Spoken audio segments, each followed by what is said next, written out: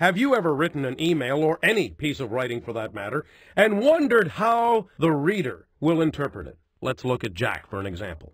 Jack sells thingamajigs and does most of his sales through email. Here he is, writing to a valued customer. He finishes, tries to reflect on how the customer is going to feel when she opens the email. Jack looks it over a half dozen times, changes a few words, and then pushes send, ignorant of the fact that he is coming across as pushy.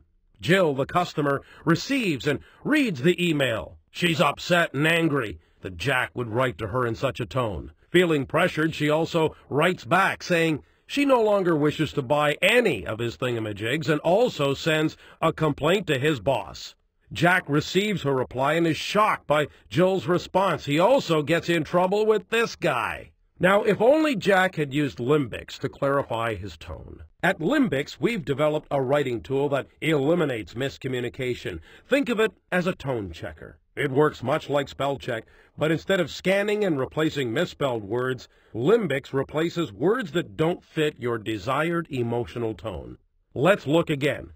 Here he is, typing the same email to Jill. He finishes writing it out, uses Lymbix to gauge the emotional tone of his email, and is surprised to see that it's aggressive and negative. With Lymbix, Jack's writing is transformed into a positive, respectful email. Now confident, Jack sends it off. And Jill receives it, delighted. She decides to order 10 more thingamajigs, and Jack's happy. Not to mention this guy. Thanks, Lymbix.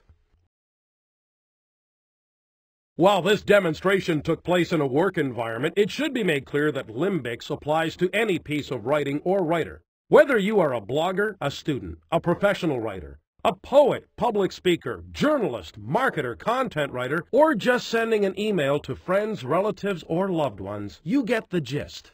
Use Lymbix and be understood clearly.